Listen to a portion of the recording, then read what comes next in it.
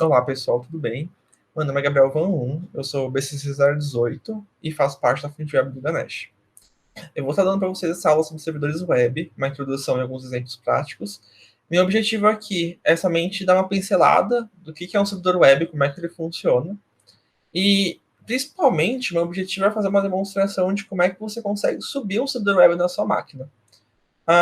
Quem nunca teve contato com um servidor web, tentar subir algum sitezinho na própria rede local, vai poder seguir a demonstração que eu vou mostrar aqui, justamente para poder fazer alguns testes, poder brincar um pouquinho e perder um pouco do medo. E principalmente, né, poder fazer a instalação sem ter medo de fazer alguma besteira para o computador. O que é um servidor web? A gente vai chamar de servidor web qualquer computador que esteja rodando um programa que a gente chama de servidor HTTP. O servidor HTTP é um serviço. O que é um serviço? É um programa que fica rodando em background, ou seja, não precisa de nenhum usuário mexendo ali. Você inicia o programa e ele fica ali rodando no fundo da máquina sem nenhum tipo de interferência. E é um servidor que ele abre uma porta uma porta de rede do seu computador, né? Você já sabe o que é a porta nesse momento. E basicamente essa porta se comunica no protocolo HTTP, que a gente também já discutiu nas aulas anteriores, e ele fica ali em looping. Ele recebe as requisições HTTP e cada uma delas ele vai processar essas requisições, uma a uma, e definir o que aquela requisição está pedindo. Se ela está pedindo algum arquivo, ou se ela está pedindo para fazer algum tipo de ação. E para cada requisição, né, cada cliente vai mandar uma requisição, ela vai retornar uma resposta também no formato HTTP. Então, é o processo padrão que a gente já vem discutindo aí nas outras aulas, né? Que é o navegador sempre gera essas mensagens HTTP indo para o servidor, e esse servidor sabe falar essa linguagem, basicamente. A gente costuma diferenciar o tipo de conteúdo que o servidor web pode retornar baseado em conteúdos estáticos ou dinâmicos. Conteúdos estáticos, basicamente, são quando uma requisição está solicitando um arquivo do sistema de arquivos daquele servidor web. Então, basicamente, o que o servidor web vai estar fazendo? Vai ler qual arquivo que o cliente quer que seja retornado, fazer uma cópia desse arquivo e mandar para o usuário. Sim, é realmente só isso. Não tem nenhum tipo de processamento adicional. E geralmente isso é utilizado bastante para imagens, então arquivo.png, JPEG, GIF. Mas, por exemplo, quando você entra num site e tem um arquivo .pdf, é um exemplo de conteúdo estático. Quando você baixa algum tipo de instalador, né, que você baixa o .exe, o .zip, isso é todo conteúdo estático. Então a gente tem aqui um diagrama que mostra bem que é o browser, ele vai estar se comunicando com um servidor web simples, e ele vai ter esse HTTP server que vai servir como middleware, né, para se comunicar para interpretar essa mensagem do que tem que ser feito, e ele vai olhar nos arquivos do sistema se aquele arquivo existe ou não. São todos os arquivos? Não, porque isso seria muito inseguro, né?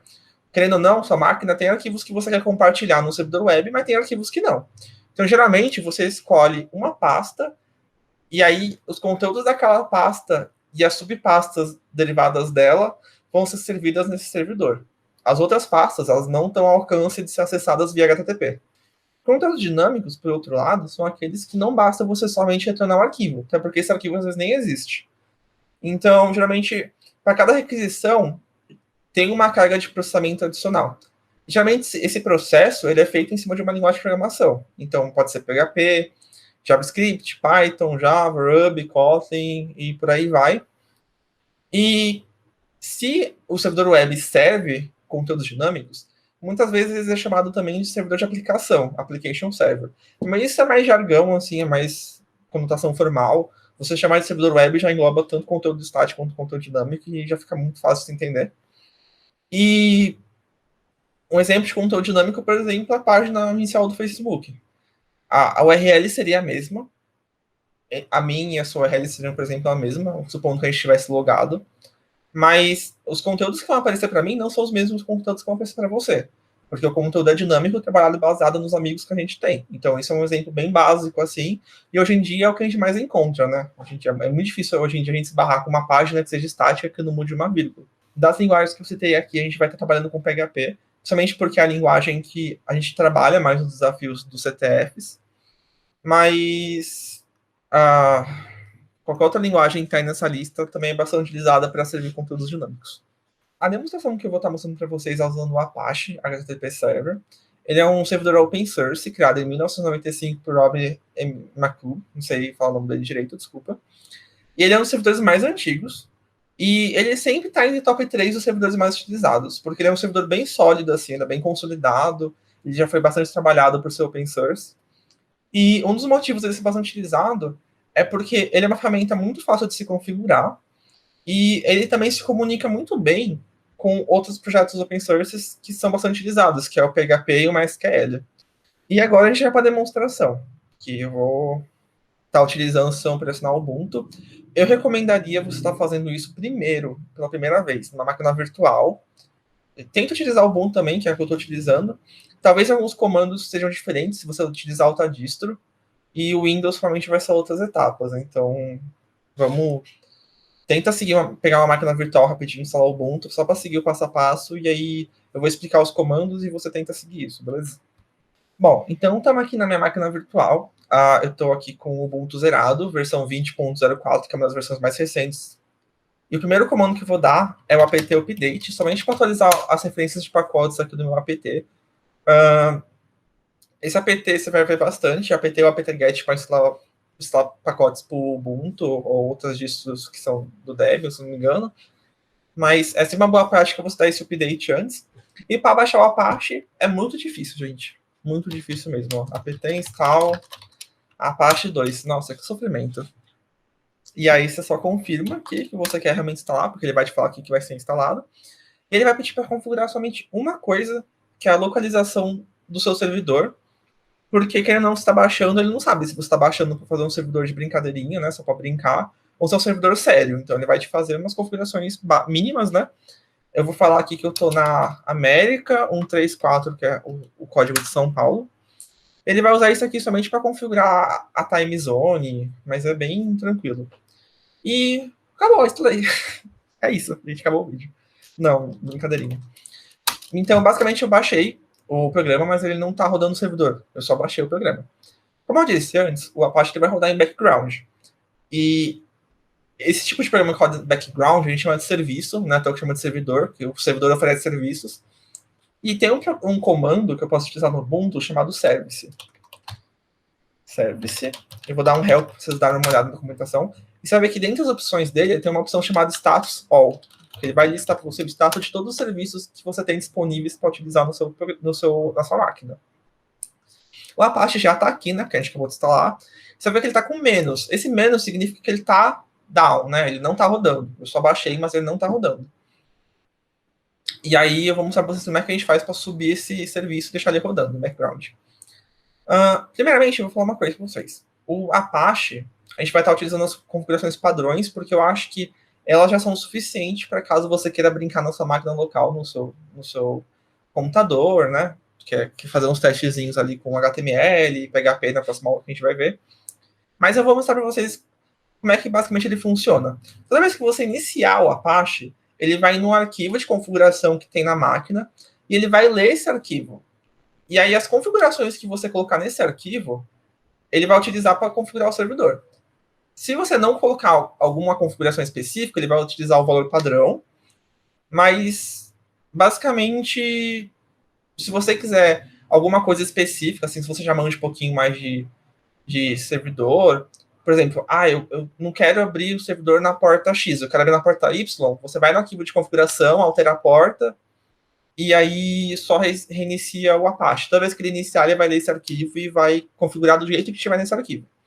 Esse arquivo, no caso, primeiro eu vou instalar o Nano, que é um editor de texto que eu gosto de utilizar, mas se você estiver usando o VI, pode usar o VI, se tiver baixar um Visual Code no seu Ubuntu, pode usar o Visual Code. Mas o arquivo ele fica na barra etc, barra Apache 2, barra sites enabled, barra, e aí tem um arquivo chamado 000 default conf. Ele cria para o padrão sempre que você baixa. E ele tem esse formato aqui, que tem um pouco de tag e um pouco de chave valor, você vai reparar. Eu vou passar por cima, basicamente, para explicar o que está acontecendo. Eu estou abrindo um servidor, um virtual host, que é basicamente um site, na porta 80. E aí tem algumas configurações aqui que ele cria para o padrão, que é o server admin. Isso aqui, hoje em dia, o pessoal não utiliza tanto, mas quem é mais antigo talvez lembre daquelas mensagens, tipo assim, o servidor quebrou, mande uma mensagem para o administrador do site, aí bota aqui, esse seria o e-mail do administrador do site. E aqui é onde vai ficar os logs, caso, por exemplo, caso aconteça algum problema na máquina e aí o servidor, o Apache morra por algum motivo, ele vai colocar nesse log sempre que possível qual foi o erro que causou ele a cair. E o mais importante para a gente é o document root. Lembra que eu comentei que os sites, ele vai permitir que os arquivos sejam acessados a partir de uma pasta e suas subpastas? Essa é a pasta que a gente está configurando. Então, a gente poderia abrir vários sites aqui, abrir um na porta 80, um na porta 81, na porta que a gente quisesse, assim, e cada um ia apontar para uma pasta, ou todos apontar para a mesma pasta, indiferente. Se eu quisesse habilitar o HTTPS, por exemplo, habilitaria nesse arquivo, né, eu abriria a porta 443, que é aquela porta padrão, colocaria as configurações do certificado, mas a ideia é que esse arquivo de configuração, basicamente, ele vai ditar as configurações da Apache. E aí, quando a gente quiser que essa configuração, se a gente modificar, a gente só precisa subir o Apache de novo. Eu desligar e subir ele de novo. Bom, e olhando aqui a barra var www.html, a gente vai ver que ela está somente com o arquivo index.html, que é o arquivo padrão. E é isso, assim, se você quiser colocar arquivos aqui, você pode colocar, mexer nessa pasta à vontade, sob o prazer, é aqui que a gente vai brincar mesmo. E, bom, então vamos, como é que a gente sobe o Apache, né? Tem um utilitário da barra user, barra sbin, Apache 2ctl, que a gente chama de controller, né? Controlador da Apache 2. Se eu der um help, ele vai ter vários comandos. O que a gente está interessado agora é dar um start. Ele vai mostrar essa mensagem ela é só um aviso que você poderia configurar o domain name do servidor, mas ele iniciou normal, tanto que se eu der aqui um service status all, o Apache agora já está com um maisinho, ou seja, está rodando. Ele está rodando lá. E, bom, se você estivesse rodando um site realmente para deixar ele para público, no servidor lá na cloud, na nuvem, né, pagasse uma hospedagem, você querer configurar ele direito. Mas começa a brincar, você pode ignorar esse aviso, não tem nenhum problema. E como está rodando, eu vou somente entrar aqui no localhost, que é a mesma coisa que você digitar o seu IP da rede ou o seu IP local, né, 127.0.0.1, e está aqui o index. E aquele arquivo lá cita um pouquinho de como configurar, né, falando que está funcionando. E você vai ver que além daquele arquivo que eu mostrei de configuração, tem outras configurações também, que você pode dar uma olhada também se você tiver interesse. Mas para uso assim rápido, sem necessidade, gente, não precisa, só dar play aqui e rodar. Bom, e por fim, aqui na minha pasta raiz, eu deixei preparado um website com os arquivos prontos para a gente brincar. Então, eu vou remover minha barra var, www.html, e vou criar uma cópia desse barra website e vou substituir, né? Estou substituindo o barra HTML lá. E agora, se eu for ver os arquivos que estão dentro da pasta HTML, agora tem os arquivos que eu copiei para ali dentro, né? E se eu der um F5, repare que eu não reiniciei, o servidor não reiniciei nada. Eu só dei F5, copiei os arquivos da F5, pronto, mudou o site, porque eu mudei os arquivos. Repare também que eu não pedi para me dar o index.html em específico. Eu pedi só para me dar o index, mandei só o site e nada. Basicamente, o Apache ele tem um comportamento padrão de que se a referência no HTTP for para uma pasta, ele vai verificar se nessa pasta tem um arquivo index. Index.html, index.php, index. Alguma coisa. Então, tem uma lista ali de extensões que ele pesquisa. Se esse arquivo existir, ele vai te retornar o arquivo index. Se não existir, aí vai da configuração do servidor. Ele pode retornar a lista de arquivos dentro daquela pasta, ele pode retornar um erro dizendo que não é possível acessar os arquivos ali, mas basicamente essa é a ideia. E aí, basicamente, se eu for navegar aqui, por exemplo, por política de privacidade, vou entrar na política de privacidade, porque basicamente eu tenho esse arquivo aqui, né, privacypolicy.html, e se eu errar o nome aqui por algum motivo, vai dar not found, porque o arquivo não existe. E isso é equivalente a falar, me dá aí o barra var, barra www, barra html, barra privacy.tananã, entendeu? E é isso o conteúdo estático. Bom, e para minha demonstração era isso. Existem alguns outros servidores, por exemplo, o Nginx, que é um servidor também dessa mesma linha que você baixa, que nem o Apache, configura os arquivos lá e sobe ele. O Apache Tomcat, que é um servidor HTTP, só que ele é um servidor de aplicação para conteúdo dinâmico para Java, então ele roda aplicações em Java, é bem específico. E existem alguns frameworks, linguagens que você pode utilizar, que você faz tanta aplicação, e ao mesmo tempo que você faz a aplicação, o próprio framework sobe um servidor web para você. Então tem o Node, o Express, o Python com Flask, que eu não vou entrar em muitos detalhes aqui, mas se você consegue dar um Google aí, Node.js mais Express, exemplo, e você vai ver que ele já tem tudo ao mesmo tempo. Você se configura as rotas,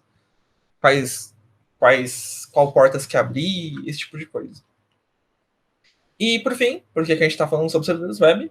Primeiro porque entender de servidores web, pelo menos uma noção básica, pode ser importante para você extrair informações de um alvo, né? Tendo uma visão de segurança. Como, por exemplo, quais funcionalidades aquele servidor costuma ser utilizado com e quais tecnologias, linguagens. Por exemplo, você tem que pegar o Apache é utilizado com PHP, frequência. O Tomcat ele é utilizado com Java. Você saber esse tipo de informação é útil porque você pode trazer no seu leque vulnerabilidades ou conhecimentos específicos a tecnologias. Então, tipo, uma coisa que vai funcionar em Java talvez não funcione em PHP, porque são linguagens diferentes.